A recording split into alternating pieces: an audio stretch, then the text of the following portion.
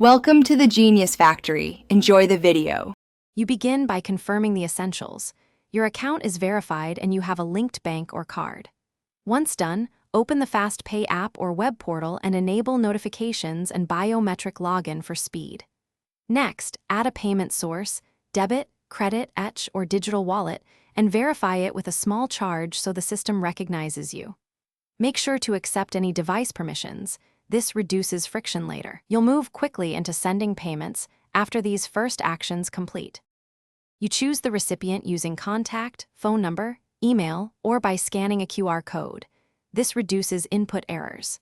Once selected, enter the amount and pick the payment source you verified earlier, adding a memo or invoice number for records. Then review fees and the estimated arrival time so you know costs and expectations. After confirming details, authorize the transfer with your PIN or biometrics. This step finalizes the payment and triggers notifications.